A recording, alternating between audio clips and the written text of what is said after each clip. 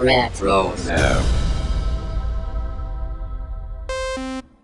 And welcome everybody to another episode of the Animanicast. Fine, but I'm warning you, this guy is a wild card.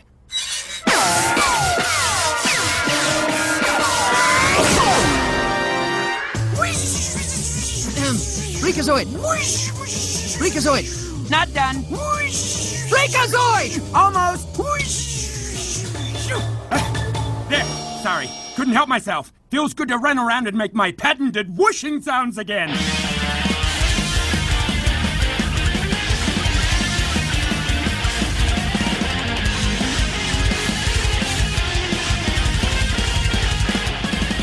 And welcome everybody once again to another episode of the Animanicast. This is the only podcast out there that's dedicated to the animated television series Animaniacs, as well as other shows in the Rugerverse, such as Freakazoid, Tiny Toon Adventures, and Pinky the Brain. And today we've got a very interesting episode. We not only are going to be talking about the return of Freakazoid, sort of, on Teen Titans Go, but also our general impressions of what we've seen in the Animaniacs Reboot. I am Joey, and joining me once again is my brother Nathan. Huggbees! And across the country in Georgia, it's Kelly. Hello. Hello, everybody. Hey. Well, we've got a very we've got a kind of a crossover episode of our own right now, because it's kind of like a Freakazoid and Friends spin-off episode of the Animanicast, as well as a non-spoilerish discussion of some of the new Animaniacs that we've seen from some screeners from Hulu. Yeah, well, I mean, last week's episode was a Freakazoid and Friends with a little bit of Tiny Toons. So. That's true. We're just mashing all these things together. It's crazy. But yeah, we're going to be talking about Freakazoid's appearance on Teen Titans Go, and that premiered on Saturday, November 14th, 2020. Nathan and I were able to watch it via our parents' cable. Mm-hmm. And Kelly was just able to watch it through our parents' cable. We watched it all together. Yeah, it's kind of funny because it's a lot of people are like, oh gosh, I want to watch it, but I don't have cable anymore. So it looks like it'll be available in December 14th, around that area. Yeah, on Cartoon Network for free for everyone. Yeah, so it will eventually be on CartoonNetwork.com, but you just have to be patient. Yeah, it looks like it takes about a month based on the last episode that was up there. I don't follow Teen Titans close enough to tell how often. Yeah, I think we should. We're going to get into our discussion of it in just a moment, and of course, we're going to give our general thoughts and impressions of what we've seen in the Animaniacs Reboot as well. We're not going to spoil anything. At least we're going to try not to. No plots really being discussed or anything like that, but just general. There's no plots in it? Well, that's true. Actually, there is no CEO plots. No, he's spoiler.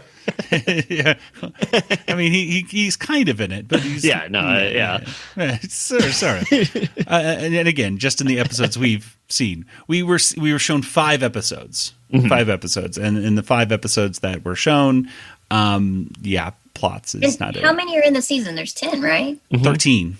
13. Oh, Okay. 13. So there's still quite a few. We've seen less than half of the first season. So quite a bit more to love, I'm sure, of the new series. And it's so funny because I wasn't even planning on binging them, and I guess I just did. Yeah. I'm like, well, now I mean, watching the other 8's not going to be that hard. Like, exactly. I'm going to rewatch these 5 again too, and yeah. When we'll review each one individually for an episode. So we'll be busy for the next few months. But at any rate, let's go ahead and talk about Freakazoid first, and we'll try not to get too heavy into the plot. But I don't think that will really be much of an issue because as this episode of Teen Titans Go puts out pretty blatantly, there is not really a big plot to this story. It's more comedy based. Yeah, we won't give away the ending at the very least. So sure, why not? But did either of you have, Nathan, you said you didn't really have much experience with Teen Titans Go before this. I mean, I've seen probably 30 episodes or something. Wow, so that's actually not to say that, but there's like also like 200 episodes, I think, or something. Yeah. Like there's like I think there's this is- 10-minute episodes, so Yeah. it's not hard to watch. I get the feeling that Cartoon Network kind of sprinkles these in also just when they ever have a time slot they just need to fill. They just throw some Teen Titans. Oh, we Go need in there. a 15-minute. We have a 12-minute bill in here. Yeah. Like, let's get some pre-commercials and Yeah, exactly. Kelly, did you ever watch Teen Titans Go before? No, never. So this was a mind-blowing experience for Did you. you I'm see sure. the Teen Titans before it was Teen Titans Go? So it was like the more realistic Semi-serious animation slightly. No. That was an example of the reboot kind of, talking about reboots and things like that, like Teen Titans versus Teen Titans Go. Very different. I think that helped, like, to have such different animation, different, like, this one was more comedy than Teen Titans. The original was very dramatic action. Yeah, there was parts that would make you smile or something like that. But yeah, it's not like it wasn't funny, but it was meant to be more realistic. It was not played for laughs. Yeah, Like a little bit more like Batman the Animated Series. Exactly. And Teen Titans Go is purely like, oh, we are cartoons. Like, Yes. in that way they can do a lot more with Teen Titans Go, because like the episode right before this was a Dora the Explorer episode. So they parroting that. a parody of that. Yeah, so they're talking to the children to help them find their way to stop the TV censors or something. So it's just like, yeah, there's people that have very strong opinions about Teen Titans Go for and against, but it's out. I believe it's been on the air longer than the original Teen Titans show. I think so. So take that for whatever. So it's now worth. it's I mean, People are maybe watching. I mean, yeah, and again, like if you love it or hate it, it doesn't take away from the other version of like. Oh, totally. So Yeah. it's I think there's lessons to learn right there. That just because you see one in existence doesn't negate the existence of the other one. That and you maybe can still like enjoy. the new one version better or worse. Like it's like There, I don't think there's as many, I would say, dramatic differences between the original Animaniacs and the new Animaniacs as there is between the original Teen Titans and Teen Titans Go. Those are like night and day. Yeah, but there is a difference in feel, I think, with the original Animaniacs with the reboot, which we'll talk about a little later. But Nathan, why don't you go ahead and tell us just, I guess, in generalities, what the basic quote unquote plot is. This is going to take like 10 minutes because this is a 10-minute episode. So Okay. I'm going to go do frame as by best frame. as you No. can, frame by frame. So the Teen Titans are told that there's an incident happening at the Warner Brothers lot. So they rush over and they find the Brain, not the one from Pinky and the Brain, but a Teen Titans villain called the Brain. He's a robot and he has a brain sticking out of his. Anyways, he is unleashed. He looks like one a of the- Dalek with a skull on top. Yeah, that's To what me, I don't know. his skull. And you can see the brain inside his little Yeah. glass case. He's released one of the greatest villains of the 90s, the Lobe. And then they just kind of right away. I like how the Teen Titans just let him leave without even like, Exactly, what are we going to do? They could have stopped the villains right there at the beginning, but no. Yeah, Okay, but just they're let them go. like, on. oh, we need a superhero from the 90s. So like all through up this point, there's a bunch of like 90s cartoons that they keep showing, like Hysteria or the Lunatics. I have the like, list right here. I have, Okay, I have Lunatics, Hysteria, Waynehead Detention, Road Rovers, and Batman Beyond are all referenced, which are all Kids WB series, which is cool. Yeah, all from the 90s, all that. Yeah, I remember some of those, but not even all of them. So, and of course, they decided to pick Freakazoid since he fought the Lobe before. So they need to go to the lab to stop the Lobe, and that's pretty much it. No, there are other cameos besides just Freakazoid. We also have like Cosgrove makes a return. We have Joe Leahy doing the announcer voice, and just a bunch of like little jokes and comedy. Of course, Freakazoid's like kind of messing things up, but also saving it's funny, like little things. We get Relaxovision again. Yeah, Relaxovision was there. There was a turtle with a moron helmet on. There was lots of cutaways to images of live action things, or semi live action things. I think they did a smart thing in this Teen Titans Go thing, which was we're not going to worry about the rights to previous movies and stuff. We're just going to basically Photoshop our own cutaways, and then that way no one can deny having this show on the air later on, which may or may not be the case. That's probably why Freakazoid's not streaming anywhere. Yeah, that may be the case of what's going on. And then they break into the lab and they find the Lobe in the brain with a new device. Do we want to say what the device does? Does it? It does. It's we'll just name it. It's called the transmongrel fire. Oh boy! Yeah, which you can got your imagination. Yeah, guess what that does. Will they stop it? I don't know. You find out eventually. There's a lot of cool. I mean, this is like I think I was talking to Paul Rugg about this episode, which he had not been given a copy of the episode, so I was able to figure out a way for him to should watch it with him at the same time. Oh man, that would have been so cool, man. But no, he was curious of what we thought about it, and I just kind of called it, which I think other people have called it as well, just kind of a love letter to Freakazoid. I think he said he told me that the writers were real big fans of Freakazoid, so it seems like they really cared about it, and I think that really comes across in this episode because there's just so many quick little references to it. I mean, there's I'll just kind of, you mentioned Joe Leahy being on there, which it's so great to hear him just doing stuff. A Handman is in it. There's kind of referencing to the papaya juice joke in it. There's a great conversation about Long Johns and maple bars and eclairs with Cosgrove and Freakazoid, which it was great to hear Freakazoid and Cosgrove talking to each other. There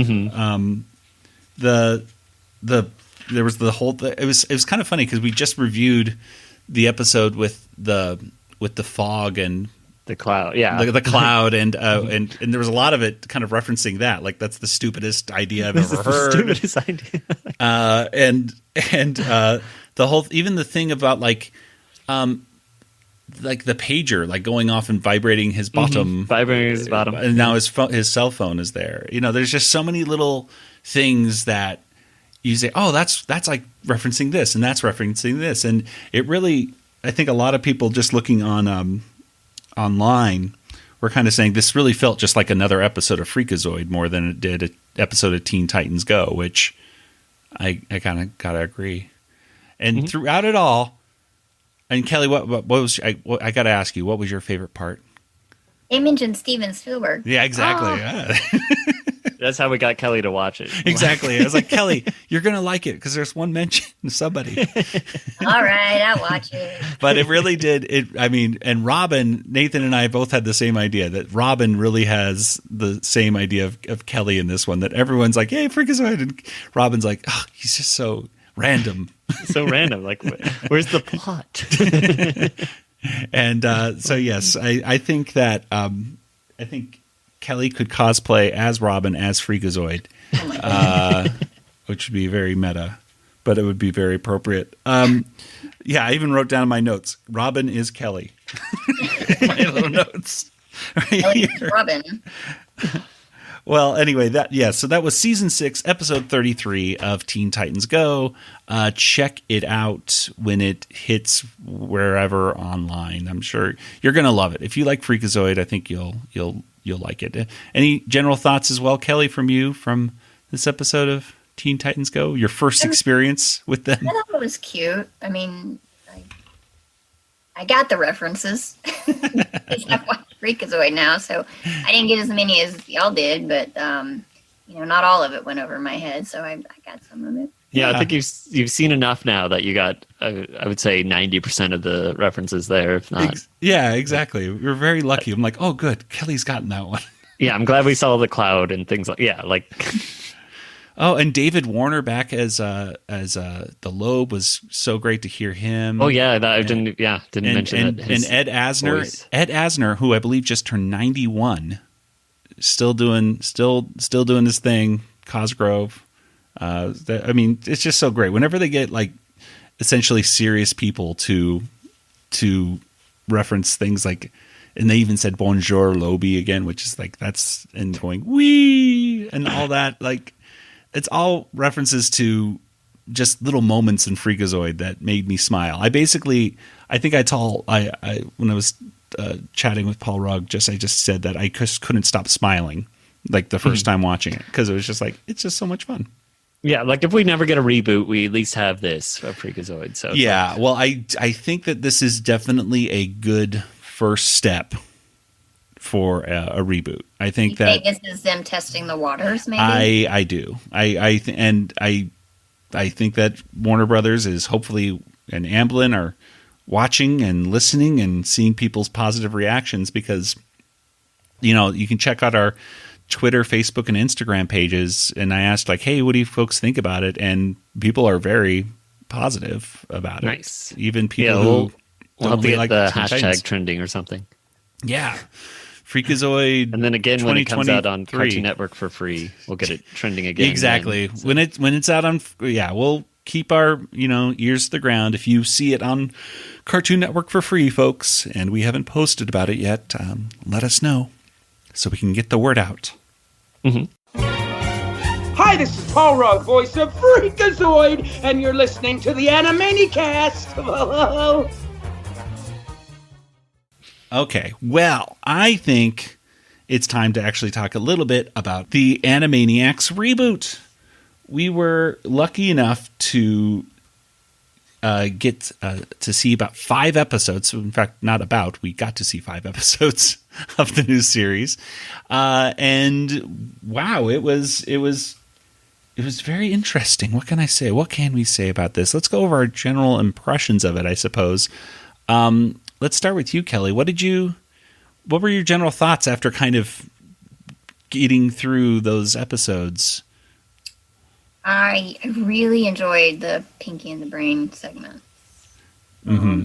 They were really similar to what we would expect from Pinky and the Brain, and there were certainly some really great moments with the Warners. Can't be too specific, so yes. but I definitely have some things in mind that I really enjoyed. Still kind of getting used to the animation style. It's very different, like what we've talked about before. So that's an adjustment. I'm not saying it's bad. It's just different. And, yeah. I really just need to rewatch them all and think about it some more, because it was a lot of episodes all kind of at one time.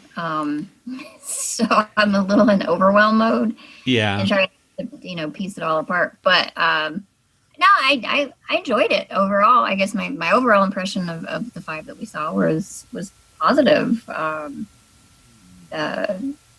lot of jokes landed, and I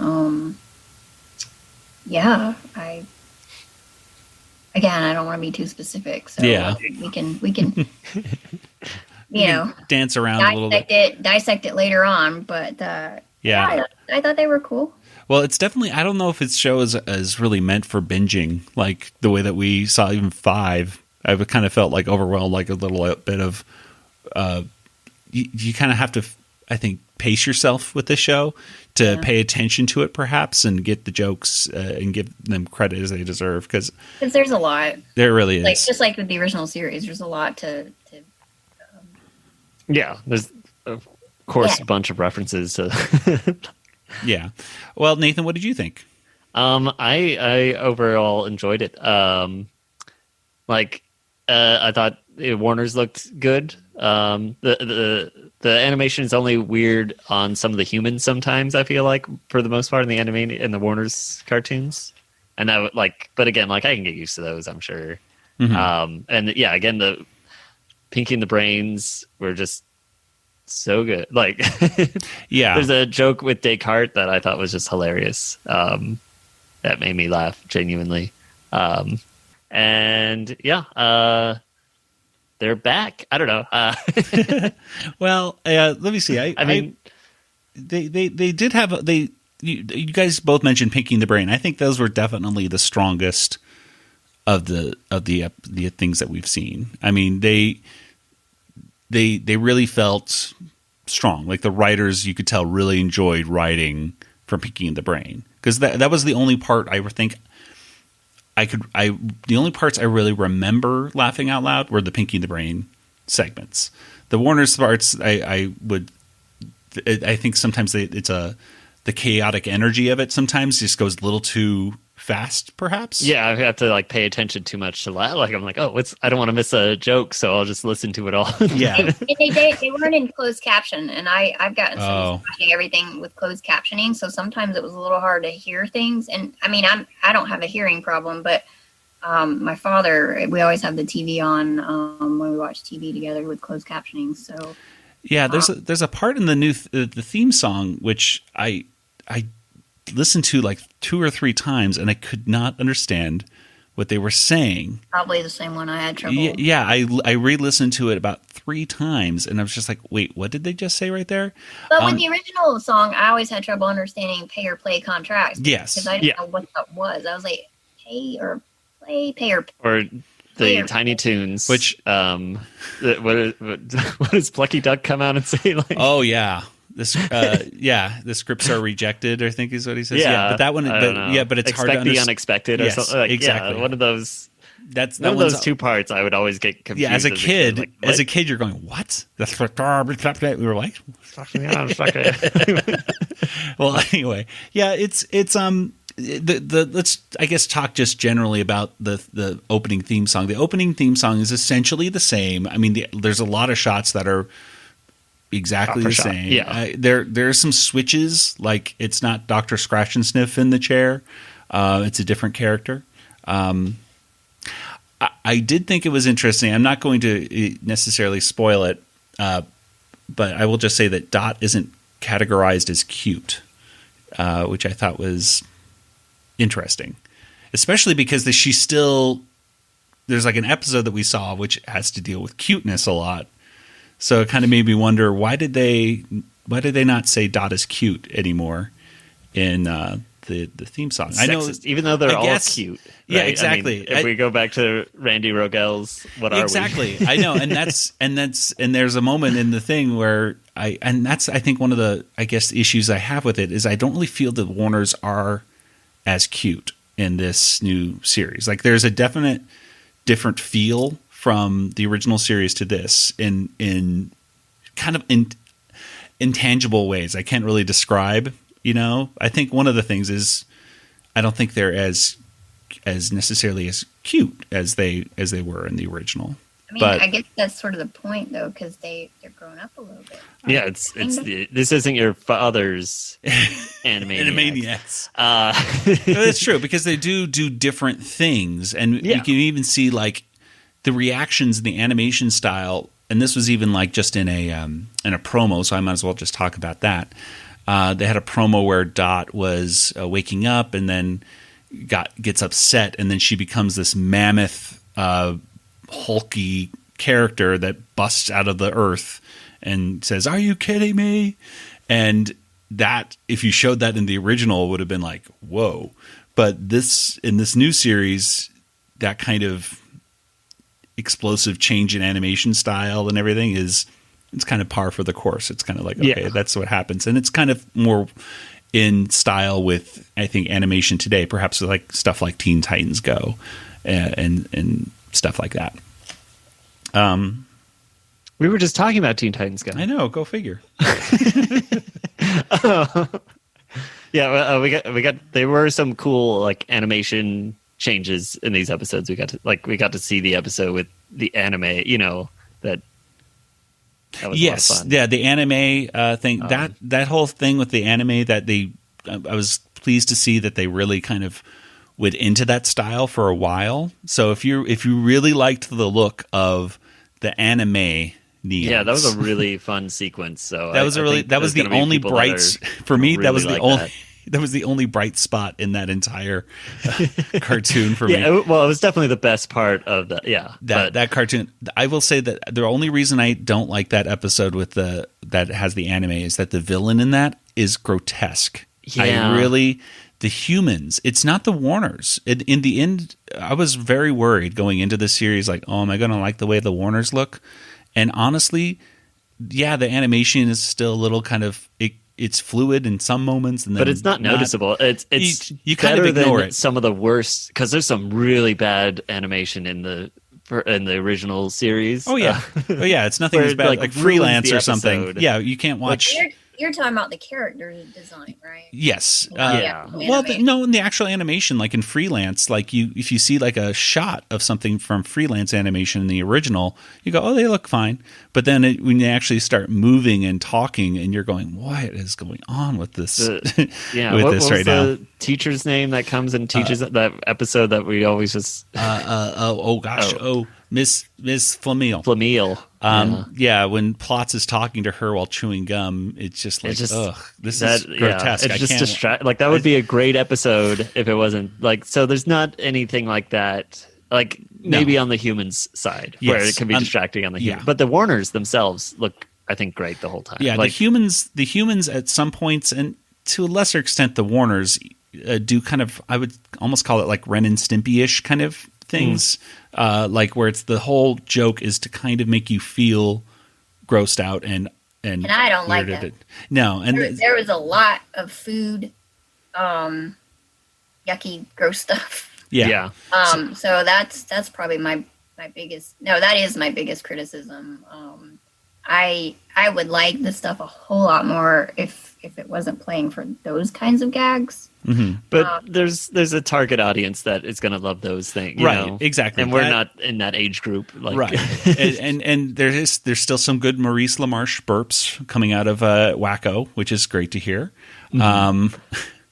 I think speaking of sound, we should mention that which is kind of a shock for me, was that some of the songs are not, even though it's Yakko, Wacko, and Dot singing them, it's not their voices. It's not Rob, Jess, and Tress doing it. It's like even halfway through the song, sometimes like one verse would be Rob, and then another verse would be somebody else singing as Yakko. Or at least it sounds like it. You said you saw in the credits, though. Yeah, I believe I saw in the credits that it was somebody different. I don't have the name. No, we should ask about this because yeah, I did think sometimes I'm like, this sounds weird, but maybe I'm just like being picky. Like I don't know, but and some of the sounds, like even just I know that some people. I was just talking on Discord, and Mark, who is one of our followers or friends over there on the Discord channel. He's a great artist, by the way. He did that great Pinky in the Brain art that we have signed from Animaniacs Live. He notices sound a lot when like somebody records in one area versus another area, especially during COVID. And I could definitely tell, especially towards the latter half of the episodes that we were watching, okay, this must be post-COVID, because all of a sudden Yakko sounds like he has a different microphone than the other folks. There was an inconsistency where I was like, oh, that one it feels muffled. Like this person sounds muffled and this person sounds clear. So there are those moments in this series where you can definitely hear, and hopefully that's not distracting. Hopefully that's just me with my headphones on, taking notes and just hearing. Yeah, and I think like as a kid, I wouldn't notice that kind of stuff. Yeah, like and I think it is. I'm sure it is just. Because it's always like they're like, Ed, here's the song, and then they start singing a song, and like, oh, this sounds like a different microphone or something. Like, you're in a different room or something. It sounds. And they have lots of, we did get to hear some different genres of types of music. I mean, there was a kind of a, I would say kind of the episode. I think people know the one that they've shown some screenshots and stuff of Yakko, Wacko, and Dot looking kind of Japanese, Hello Kitty-ish. There's a very kind of Japanese pop kind of song. Yeah. And it's, again, that one's, I think, supposed to be Dot singing, but it's not Tress MacNeille as Dot. Just kind of I think that's my favorite song. Yeah, and then that one works, though, because they're all, like, pitched up anyway. Like, right. When they talk normally, they have auto-tuned voices. Like, yeah. So, I would also say that this show is very at least and it's so hard to say. We can't even say that this show. It's the episodes that we've seen. Yeah, of the 5 episodes. Of the 5 episodes we've seen, you get the sense, at least I did, I got the sense that the writers were very self-aware of the situation that they were in as a reboot, where and that fans would be like there would be some very strong feelings on both sides. Yeah, and it's from the very beginning. All I'll say is that they're from the very beginning of moments of the show. You see that this is something they're aware of. So, I mean, I almost feel that they shouldn't have even done that, because it's just like, just do it and just who cares? But they mention it a lot. Like even in that press conference one, I saw some headlines at the bottom. Yeah, of those. I was reading those headlines too. Those headlines. Just like, there's a bonus jokes I didn't get to. Let me rewind it. Yeah, exactly. So there were some things right there that I was going, okay, they're very aware of it. A lot of current events. So. Yeah, I was a little. Yeah, again, this may be just in the episodes we saw. Exactly, too. But the episodes that they wanted to show the media were definitely, and I know that people have mentioned that Pinky the Brain was always political, and that was definitely true. You watch episodes of the original Pinky the Brain series, and there was a lot of political parody. I think that it is definitely a stronger force in this one, where they even really call attention to it, like in the bunny episode of what they're really talking about, even though I didn't really know if the allegory was that strong. And You're kidding, right? No, well, you know what I'm talking about, right? I know what you're talking about. It was like beat over the head with it. Yeah. Well, yeah. But I don't think the connection was. We could talk about it when we talk about it when we get to it. But a lot of it will go over kids' heads. Yeah. It's the same as the original. It's like we get it, and yes, and in a lot of places it's very obvious to us what they're doing, and that's fine. And but kids are gonna be like, "Oh, that's cute. That's funny." Yeah, it's funny. Like, cool so action works. scenes. And, I think it works on both levels, so that's good. That's what we would expect. But at least in the episodes that we saw, there was a lot of Trump, Russia. A lot of Russia stuff in the stuff that we saw, which again, this was written in 2018, so they didn't even know how, in 2020 what it was all going to be about. Which, boy, I do worry some episodes will get dated like immediately. Yeah. It's going to be 2021 in 2 months or something. I was a little talking about like, it's 2020. I'm like, I was a little disappointed that we didn't get to see some of the stuff that. Was not. I wanted to see more timeless stuff, and I know it's there. Yeah. We just didn't see it.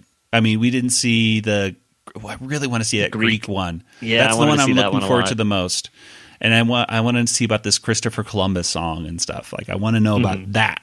And the stuff we saw was good, but it was much more tied to modern day stuff. At least which the I Warners. mean, like. If you're going to watch, like, now's the time to watch that stuff anyway. Yeah. So you want to watch those things first and then get to the timeless stuff. Also, at least in the ones that we saw, there's no gag credit at the end. Yeah, which makes sense. I was like, because it's streaming, like it automatically cuts out. Good point. Yeah, you would just no go one next stays episode. with credits anyways when it's on. That's too bad. So I know I was like, gotta watch these tag credits, and I used to always watch the credits just to see Spielberg's name. I mean, not that I stopped after that, but that I was like, yay. Well, yeah. Well, his name's still there. So his name is the first thing you see when you goes to credits. Executive Guardians producer. of the Galaxy at the theater yesterday. We rented out a screen. Oh, that's cool. Some friends of mine did, and I sit and watch the whole credit, and it's so funny because I'll read them and like, I forgot so and so worked on this, and I know that sound designer, and and I was looking for friends of my one of my friends' names because he's a digital artist that worked for ILM for a while, so I couldn't remember if he worked on it or not. But the digital artist names go by so quickly. Yeah, but there's no. It's that's a good point though, Nathan. I never even thought about that. That they don't, credits are just skipped these days. Yeah, and it was always, even as a kid, it doesn't even give you the option usually. Like, I mean, right. or you have to really fight, fight the quick, remote. Quick. Like, I cut it. Watch credits. Yeah, but darn it. I mean, I always liked that in the original series of being able to find like one more joke written in the thing and then one last thing if they pop out of the tower and they say something cute. That's just go to the next episode. And okay. So, I mean, is the new series bad? I wouldn't say that. I would say that the Pinky and the Brain segments are definitely, there's good laughable moments, at least from the stuff that I saw for the Warner segments. It felt different in tone. I would almost compare it to kind of like the Animaniacs comic books that we've read sometimes. Yeah, where it's sometimes, or where we're like, oh, you could convert this into a episode. This is Yakko, Wacko, and Dot, but it doesn't quite feel the same. It's not getting that lightning in the bottle as it's still good. Yeah, and there were some cool concepts that they explored. Yeah. Again, if there was the one criticism I could just say about this, it's got to be the designs of those humans. Yeah, and that could be something you get used to. It could be, but boy, oh boy, if I get used to and not that. all the humans too. Like the CEO woman, like CEO looks perfectly fine. It's just she looks like she could have been in the There's a lot of 90s for I remember when I started watching Animaniacs, because when I saw the commercial, I was like, huh, okay, new cartoon, Steven Spielberg. So I was interested, but the animation of Animaniacs was not really like anything I'd seen before, other than, similar to Tiny Toons, but it was still very different from Tiny Toons. I was like, I don't know if I'm going to like this or not, because I don't watch that many cartoons anyway. Even back then, I didn't, I watched tons as a kid, but then, I got older and I didn't watch that many cartoons. I was like, I'm not sure if I'm going to like this, because it might be too young, too childish, whatever. And then I kept seeing the promos for the Nations of the World song, and I was like, okay, this is smart. Yes. Educational and witty and fun. And that was an earworm that lasted until today. Yeah. It's still going on. It never leaves my head. So that won me over, that promo there, and I started watching it. I was like, this is amazing. But of course, not every episode was my favorite, even of the originals. No, totally. Yeah, and I think that's what I think some people forget is that as much as we love the original series, there's a lot of episodes in the original series that we were like, oh boy. Because it is on 99 episodes. There are 99. There's not all. There's like 10% episodes. Yeah, not all episodes and segments are going to be winners. And that of course applies to this new one as well. Like where I would watch like a Warner segment and go, oh, okay, and then I get the Pinky and the Brain segment, which would be okay. That's better. That's good. Yeah, that's hilarious. Even though I can't wait to talk about the I'll just say it's the Flotus episode. I can't wait to talk about that with you guys, because there's a moment where the Brain does something and I'm like, I was not happy with Brain's decision. Brain I didn't like at one point, and I was like, that is more like villainy than oh yeah, what I'm talking about. I know what you're talking about. Yeah, that I'm like, that's not cool. Not cool, Brain. Well, I think there's some potentially controversial things that may. Yeah. There's definitely going to be the theme song. The theme song. Very upset people about. People are going to be upset about. There are going to be people on both sides of the issue. On all these. Yeah. Which I guess, and that's good. At least they're kind of appealing to. Well, in some ways, they're going to alienate one group of people, but in another case, they're going to alienate the other group of people. And I think they'll get trending on Twitter or something too, which you kind of want, right? You want people talking about the show. So. That theme song is going to be trending. I will say that the theme song alone will be a major point of discussion. I was hoping and expecting to see an introduction to some of the new side characters that we would see, but those side characters, they don't really play a role as strong as a role. We only saw one segment. We saw one side with characters, right? Starbox and Cindy, which Kelly was absolutely right when we were talking about the animation styles. I think I'm always right. Kelly was absolutely right. She said that she thinks that they meant that in one of their discussions that the animation style would be different in the new character segments, and she was absolutely right. And in the Warner segments too. She was right on both. About the whole anime and the But the Starbucks one that we saw, you could see like, okay, this is like they're going for a different style of animation in here, which looks very different than the other one. I was a little surprised. I won't say exactly what that whole Starbucks thing is about, but I kind of felt similar to a certain much maligned Kids WB show. Yep, I thought the same thing. And I was like, really? They're doing this for the the series that a lot of people don't like, and they're like, yeah, this is a great idea for a segment. And I'm like, you guys already did this and people didn't like it, but okay. I was like, this reminds me of another thing, but I won't say what it reminds me of, but I think we all think the same thing. But again, it made me scratch my head going, okay. But I don't think there's much to say about the side characters, because again, I don't know if there's much I don't know if it's because there's not much confidence behind these characters, the new characters that they're putting out, or if they just know that it's more marketable to show just the Warners and Pinky and the Brain more.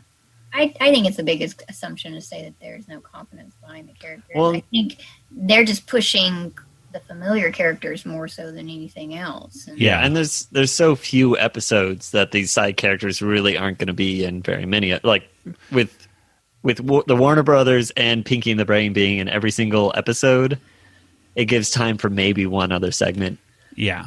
And even that is like... Yeah, it seems to ping pong Warners, Pinky and the Brain, Warners. Warners, Pinky the Brain, Warners. That's the formula that they have going. Yeah, put a little sandwich, and then you don't really have time for any other segments. No, and it still is like, even though it is a streaming show and they could take up 30 minutes, I think they do realize that they should make the show about 21 to 23 minutes so that it can go on Cartoon Network and stuff with commercials at some point. And it is going to be on Teletoon in Canada, which was good news. So that'll be for the folks in Canada who want to see the series. They'll be able to see it with commercials starting on the 21st.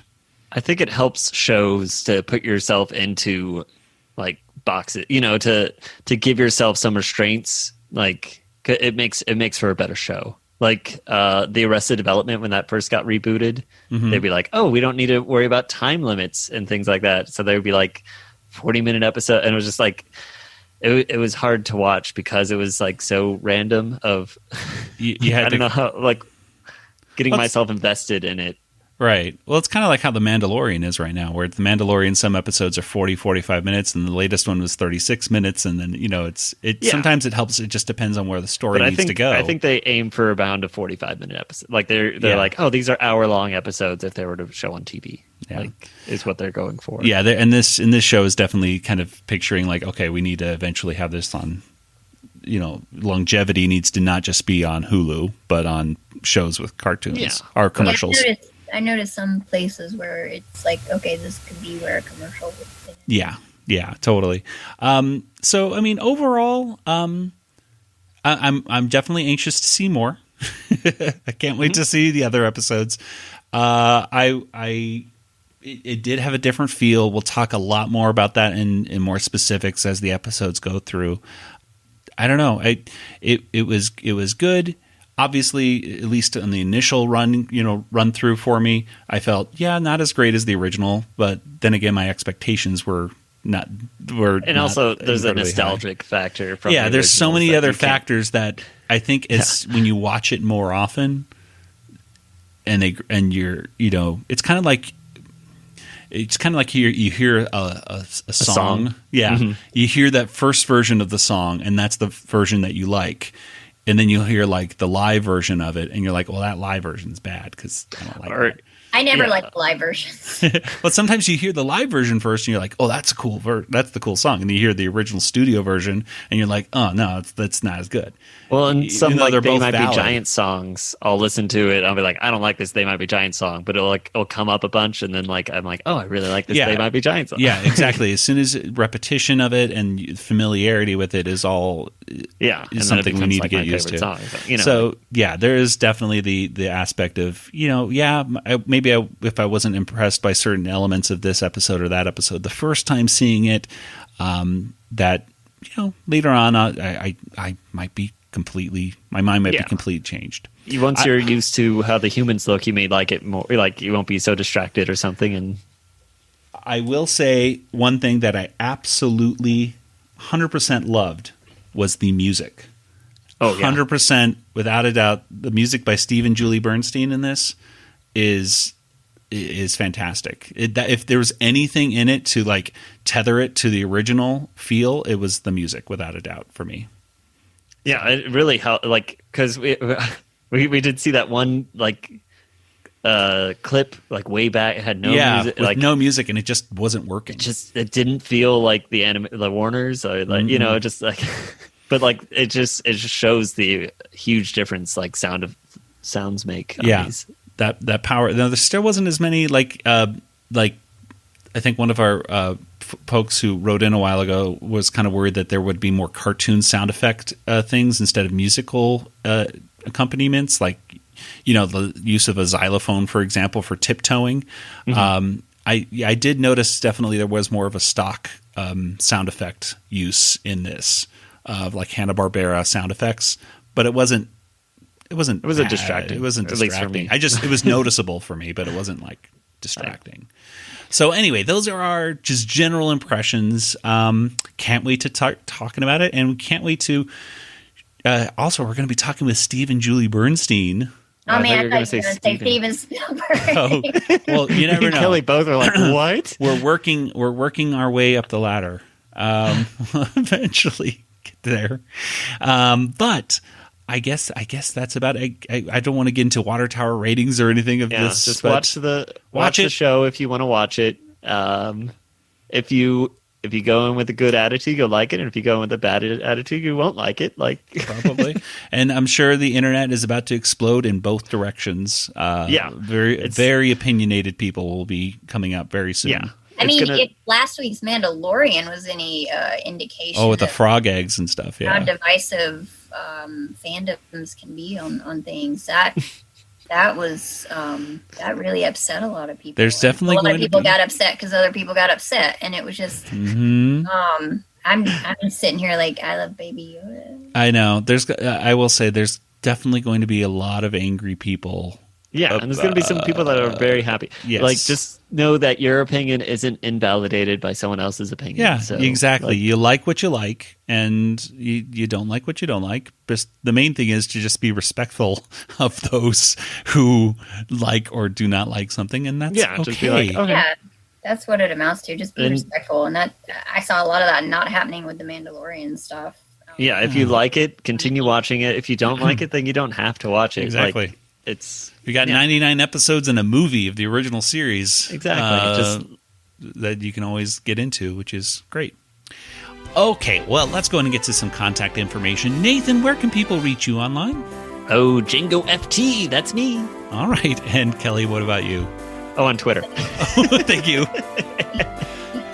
I'm also on Twitter, Yoda Princess, YODAPRNCSS. Or you can email me, Kelly at BigShinyRobot.com. All right. And as for the Animanicast, we're on Twitter and Facebook and Instagram. And, of course, you can always find us over on our Discord channel. You can get a welcome link by going to discord.animanicast.com and get a welcome link, and you can join us and the other folks at the RetroZap Discord server, where you can talk to us about Animaniacs or any of the other RetroZap folks about, well, anything pop culture, whether it's Star Wars or whether it's, comic books or just movies in general.